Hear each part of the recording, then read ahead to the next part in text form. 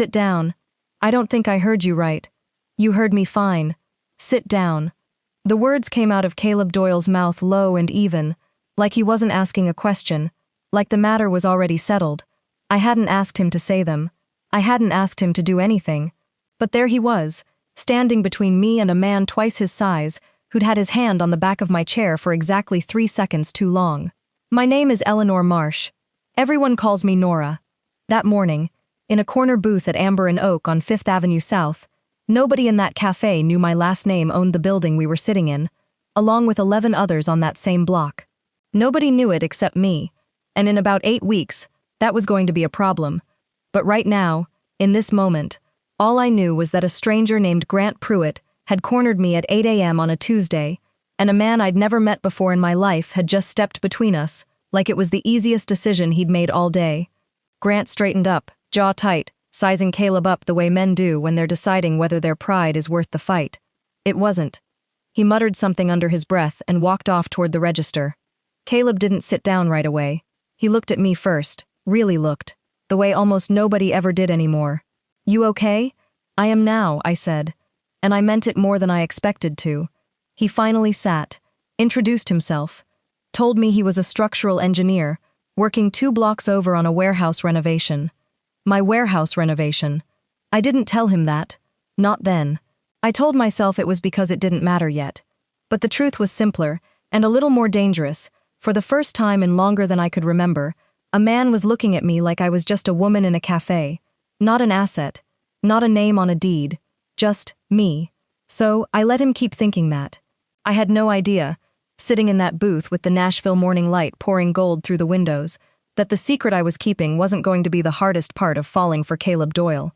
The hardest part was going to be watching his face the moment he found out, and hoping it wouldn't change the way he looked at me. Before we dive deeper, let us know in the comments where you're watching from. We'd love to hear from you. And don't forget to hit that subscribe button so you never miss any of our upcoming videos. We talked for an hour that first morning, though it felt like 10 minutes. He asked what I did. Real estate, I said. True enough. Which side? Buying, selling, managing. Mostly preservation work. Old buildings. Making sure they don't get torn down for something forgettable. He liked that answer. I could tell by the way his shoulders eased, like I'd passed some quiet test he hadn't known he was giving. He told me about growing up in Franklin, about his father teaching him to read blueprints before he could read chapter books, about how he still couldn't walk past a building without checking its bones, whether the foundation was honest or just dressed up to look that way. I told him I understood that better than he knew. I didn't tell him how well. There was an easiness to him that unsettled me a little, if I'm honest. Men who wanted something from me, and in my world, most did, whether they admitted it to themselves or not, had a certain hunger behind their eyes. Caleb didn't have that. He asked what I loved about my work instead of what it paid. Nobody had asked me that in years. I told him about light, about how I believed old buildings had personalities, moods, the way people did, that some buildings were shy and some were showing off, and some had simply given up waiting for someone to notice them. He listened like I was telling him something true, not something impressive. That's a strange way to talk about brick and mortar, he said, but he was smiling when he said it. Everyone talks strange about the things they love. He asked for my number before he left for the job site. I gave him the real one, not the line that went through my assistant, not the one on my business card, the one I'd given to maybe 4 people in the last decade. He texted first. Coffee wasn't the same without the commentary on my sketch. I hadn't realized he'd noticed me watching him draw. We met again that Thursday, and the Thursday after that became a habit neither of us named out loud, though we both showed up every time like it had been etched into the calendar in permanent ink. By the 3rd week, it wasn't coffee anymore. It was dinner, at a barbecue place on Charlotte Avenue he swore by, where he ate like a man who'd never once counted a calorie in his life, and didn't understand why that was charming. It was him showing up at my apartment, the modest one on the east side, not the house on the hill I never took anyone to, with a grocery bag and a determination to prove that his cornbread recipe was better than any I'd had. It was. I didn't tell him that either. Some things a woman keeps to herself out of principle. You're hard to read, he told me one night, feet up on my secondhand coffee table, looking more at home in that small apartment than most men looked in mansions. Am I? You ask a lot of questions. You don't answer a lot of your own. I felt my chest go tight. Occupational habit. Real estate makes you cagey? You'd be surprised what it makes you. He let it go. That was the thing about Caleb. He never pushed a door that hadn't been opened for him. It made me want to open it. Slowly. In my own time. We ran into my attorney, Patricia, outside a bookstore on the block. She caught my eye and, out of nothing but old habit, greeted me the way she always did. "Ms. Marsh, I've been trying to reach you about the north side parcel." Caleb's brow furrowed, just slightly. "Marsh?" My stomach dropped. "Family name," I said quickly. "Some people still use it out of habit." "Patricia, this is Caleb." Patricia, God bless her, read the room fast enough to shake his hand, say something pleasant about the weather, and excuse herself without another word about parcels or deeds. Caleb didn't push, not that night. But in the truck on the way home, he was quieter than usual. "You don't have to tell me everything," he finally said, eyes on the road. "I'm not asking you to. I just want you to know that whatever it is, I'm not going anywhere because of it." I looked out the window so he wouldn't see my eyes were wet. "Okay," I said. It wasn't okay. Not yet, but it was closer than it had been the week before. He took me to the warehouse site on a Sunday when the crew was off, walked me through it floor by floor, pointing out the original joists, the brick he'd fought the contractor to preserve instead of replace. "Whoever owns this place has good taste," he said, running a hand along a beam like it was something sacred. "Every decision on this renovation budget went toward keeping the bones instead of gutting it for cheap modern finishes. That's rare. Most owners I work for want everything to look brand new by Tuesday." I stood in the middle of my own building and said nothing. "You'd like the owner, I think," he went on, not looking at me. "Whoever they are, they clearly care about the same things you do." My throat was dry. "Maybe," I said. "Someday you'll get to tell them so." He laughed, and the sound echoed up through 3 stories of exposed brick I had personally fought a preservation board to save 2 years earlier, back when everyone on that board wanted to tear the whole thing down for parking.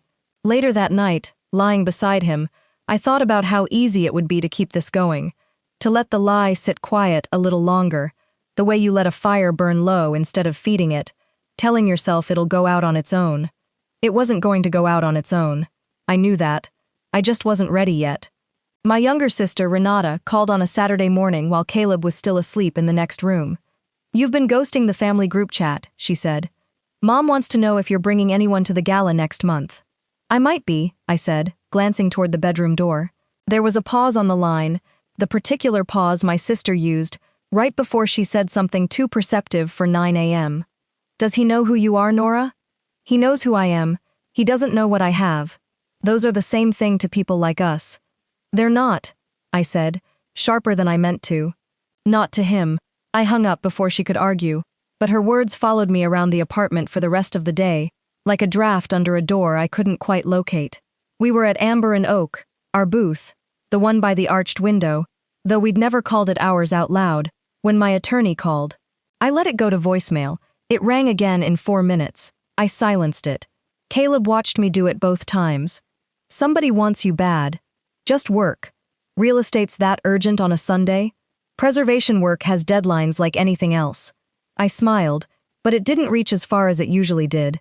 He studied me a beat longer than comfortable. "You know you can tell me things, right? Whatever it is." "I know."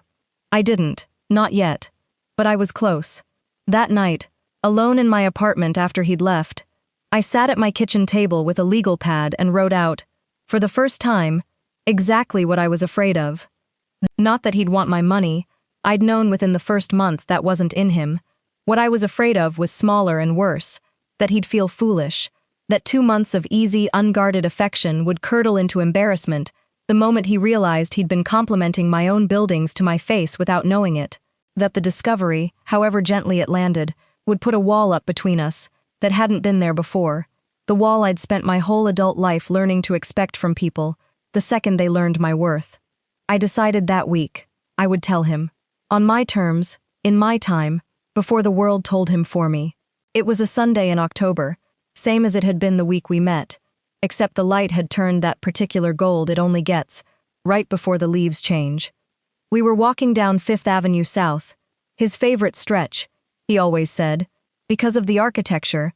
When he stopped in front of Amber and Oak, and looked up at the brick facade like he was seeing it for the first time. "You know," he said, "I've always wondered who owns this block. Every building on this stretch has the same restoration work, same brick repointing, same care, like one person's been quietly taking care of all of it for years." He turned to look at me, and something in his face shifted, not suspicion exactly, recognition, like a beam finally showing where the weight had been resting all along.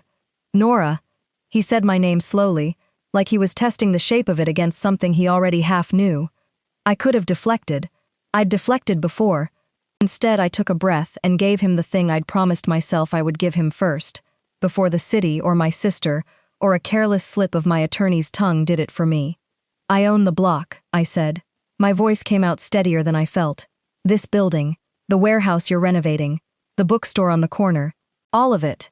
My name is Eleanor Whitfield Marsh. My family has owned property in this city for 3 generations, and I've spent the last 10 years quietly buying back the parts of it that mattered to me before someone with less patience could tear them down."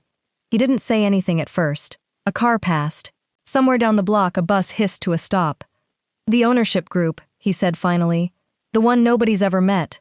The one my whole crew jokes about like they're a myth. That's you. That's me." I stood there and waited for the thing I'd been bracing for since the day we met. The recalculation. The moment his eyes would do the math and land somewhere I couldn't reach anymore. Instead, Caleb Doyle started laughing. Not a mean laugh, not an uncomfortable one. The real kind, surprised and warm and rising up out of something genuine. "I told you," he said, shaking his head, pointing at the building. "I told you, whoever owned this place had good taste. I was complimenting you to your face for 2 months and didn't even know it." I laughed too, and it came out shaky with relief. "Why didn't you just tell me?" he asked. But there was no accusation in it, only curiosity. Because for the first time in a long time, someone looked at me and saw a woman who liked good light and had opinions about cornbread. I wasn't ready to lose that. He reached for my hand. "Sit down," he said quietly, nodding toward the bench outside the café, the same words he'd said to me the very first morning, though this time they meant something entirely different. Not a wall going up between me and a stranger, an invitation, a place beside him. I sat. "I don't care what you own, Nora," he said. "I care that you gave a stranger your real phone number, that you sat in my truck listening to me talk about joists for 40 minutes and never once looked bored, that you fought a preservation board over brick you didn't have to save, in a building nobody was even going to notice." He squeezed my hand. "The rest is just square footage." I brought him to the gala my sister had mentioned, the one my mother had been not so subtly asking about for a month. He wore a suit that fit him like it belonged to someone else's life, tugged at the collar twice, and made my mother laugh within 4 minutes of meeting her. No small feat, considering my mother hadn't fully laughed at anything since my father passed. Renata pulled me aside near the bar. "So that's him. That's him." He didn't flinch when they announced the Whitfield Foundation donation. He didn't know I ran it until they said my name from the podium. My sister looked at me for a long moment, something softening in her face that I hadn't seen since we were kids. "Okay," she said. "I take back what I said on the phone." We went back to Amber and Oak that following Sunday, the same booth, the same gold light. The barista, a woman named Denise, who'd learned our order without asking weeks ago, set 2 cups down and didn't blink at the fact that half the city now knew I owned the building she worked in. Nothing about us had changed to her. Nothing about us had changed to Caleb either, which was the part that still caught in my chest when I let myself think about it too long. He pulled out his sketchbook, the way he always did, and started drawing the window frame like he had 100 times before. I watched him work and thought about everything I'd been afraid to lose by telling the truth. I hadn't lost any of it. Somewhere across town, my attorney was drafting paperwork for a new acquisition on the north side. My board was reviewing quarterly numbers. My name sat on deeds for 41 properties across the city. None of that was sitting across from me in this booth. What was sitting across from me was a man who'd stepped between me and something unpleasant without being asked, who'd never once calculated what I was worth, who laughed, really laughed, the moment he learned the truth, instead of doing the math on what it meant for him. Caleb looked up from his sketchbook and caught me watching. "What?" "Nothing," I said. "The light's good today." He smiled, the same careful, certain smile I'd started falling for the first Tuesday in October, and went back to his drawing. Outside, 5th Avenue South moved through its morning the way it always had, My building stood quiet in the gold light, brick and old wood, holding up the sky the way they always had, long before either of us walked into that café and long after we'd both be gone from it. Some things, I'd learned, are worth more than their square footage. Some things you choose not because of what they're worth, but because of how they make you feel in the light. Sit down, he'd told me once, meaning stay back. Sit down, he told me the second time, meaning stay with me. I did, and I meant to keep doing it for a long time. If Nora and Caleb's story moved you, tell us in the comments, have you ever kept something about yourself hidden because you were afraid of how it might change the way someone looked at you? We read every single comment, so don't be shy. If you enjoyed this one, hit like, subscribe, and turn on notifications so you never miss the next story. And check out the video on your screen right now for another one we think you'll love just as much.